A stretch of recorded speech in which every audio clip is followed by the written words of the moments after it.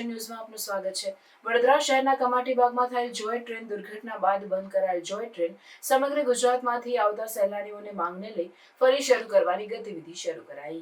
કમાટીબાગમાં થયેલ જોય ટ્રેન દુર્ઘટનાનો મામલો ગત 10 મેના રોજ જોય ટ્રેનની અડફેટે આવતા 4 વર્ષની બાળકીનું મોત થયું હતું। દુર્ઘટના બાદ કોર્પોરેશન અને પોલીસ તંત્રએ જોય ટ્રેનને બંધ કરાવી હતી।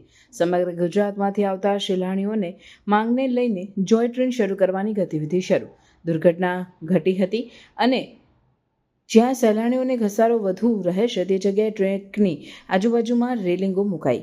જોય ટ્રેનમાં પણ વધારે સિક્યુરિટી ગાર્ડ, LED લાઇટો, સેફટી સહિતની વ્યવસ્થા કરાઈ। કોર્પોરેશન અને પોલીસ પરવાનગી આપ્યા બાદ ટૂંક સમયમાં શરૂ થશે જોય ટ્રેન। ધ્યાન આપો, જોય ટ્રેન આવી રહી છે તો બાગમાં ફરતા સહેલાણીઓને વિનંતી છે કે જોય ટ્રેનના ટ્રેક પર કોઈ રહેશો નહીં।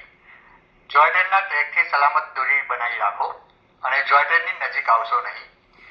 બાળકોનું ધ્યાન રાખો।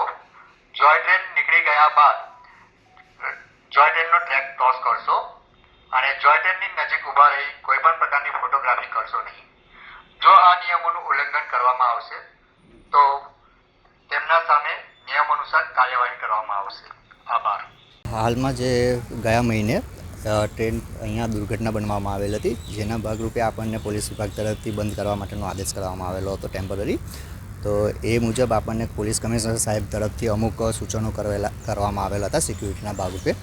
તો એ મુજબ આપણે જે ટ્રેનમાં કેમેરા લગાવવાના હતા કે પછી સિક્યુરિટીની વ્યવસ્થા કરવાની હતી, અનાઉન્સમેન્ટ સિસ્ટમ લગાવવાની હતી, પછી આ બેરિકેટિંગની વ્યવસ્થા કરવાની હતી, જેનું કામ આપણે કરેલ છે। અને હાલમાં આપણે જે બેરિકેટિંગની વ્યવસ્થા કરવાની છે જે આપણી પ્રોસેસમાં છે અને અકસ્માતવાળા સ્પોટ ઉપર આપણે બેરિકેટિંગ લગાવી દીધેલ છે અને જેમ જેમ કામ વર્ક પ્રોસેસમાં થશે એ પ્રમાણે આપણે આગળ જે આગળ પબ્લિક ગેધરિંગ વધારે રહેતું હોય છે ત્યાં આગળ પણ આપણે બેરિકેટિંગની વ્યવસ્થા કરીશું। જોય ટ્રેનનો લાભ પબ્લિકને ક્યારે મળશે? ઉપરથી આપણને મંજૂરી આપવામાં આવશે ત્યારબાદ આપણે જોય ટ્રેનને છે એ પબ્લિક માટે ચાલુ કરીશું। શું નામ આપનું? હિમાંશુ સોની।